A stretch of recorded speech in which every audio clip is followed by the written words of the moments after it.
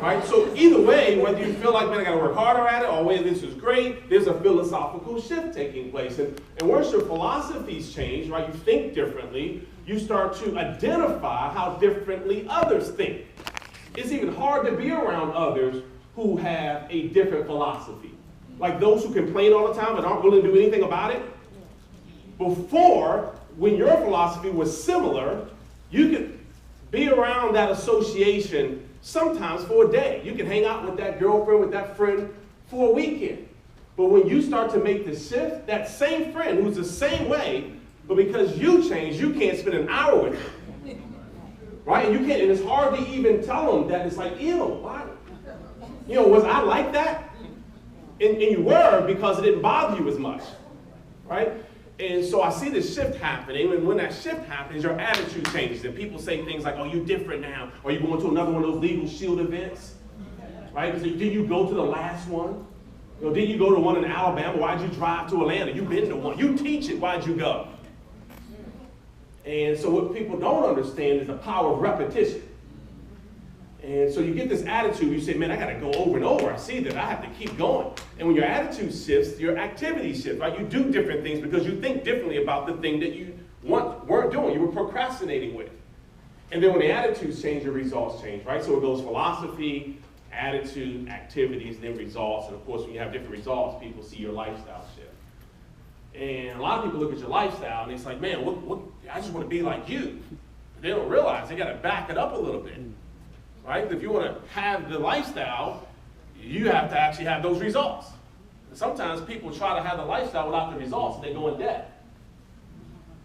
In order to have those results, you got to do some of those activities that have already been done, like from Mr. Edwards. And in order to do some of those activities, your attitude has to shift, or you shy away from the activity. I'll get to it.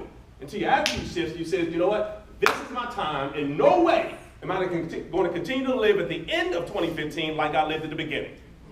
Right? So things start to change. But it starts at philosophy, which is what's happening right now. So it's funny because I'm listening to the questions, watching Mr. Edwards teach, which is so humbling, right? Because I remember me thinking to myself, man, I hope this works. And now to see such a phenomenal organization of so many successful people really is humbling. It's like seeing your child walk across the stage graduating, right? And so I'm watching this and I'm listening to the questions and I'm laughing. And so I am misbehaving along with my sister-in-law, just so you all know. Because it's not that the questions are bad, it's that I think what's happening is that we feel like if I can get this question answered, the results will come. But again, you can't sit in the classroom and shift a philosophy and get the results because we're skipping 2 steps. So what's going to happen is we set ourselves up for discouragement and disappointment because Mr. Edwards taught it and we think results should come from the teaching. So we go do a presentation and the person says, I don't know, I'm trying to think of something that happened today. Oh, the person says, hey, look, I want to poll my employees. And you're like, poll, who is that? Poll. Where's the poll that he gave? Right?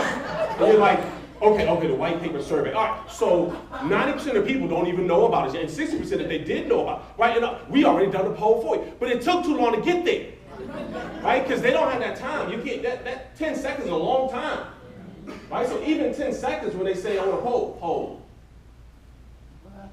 That's 3 seconds right there. You look weird. Just because you're thinking, right? What do I say?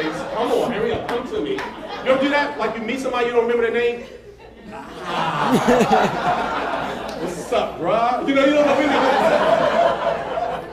So you think it just comes because you learn it today, and that's great. We learned today, but it doesn't mean you get the results tomorrow, right? So I just don't want you to be disappointed. And it's not just B2B. That's why I'm laughing because it's the same way on the network side. You know, people come to a train like, oh man, I'm about to blow up. I'm your next millionaire club tomorrow. You know what I mean? Like everything's going to change. It doesn't work like that. So all I'm saying, some activity is going to take place before you see some results. And the activity not only gains you an opportunity to get in front of folks and get some production, but the activity also gives you this experience. And that's the real teacher, right? That's what Mr. Edwards has on his side. He has the teaching experience because he's had the real life experience. And it'd be hard for him to teach if he just sat in classrooms. But because he's done it, how to handle objections, it seems like it's seamless, like it comes out of nowhere. Right? Every time someone said, hey, what do I say in this? What do I say in this case? And he was just able to flow. He don't even have to think about it. Right? So he is unconsciously competent.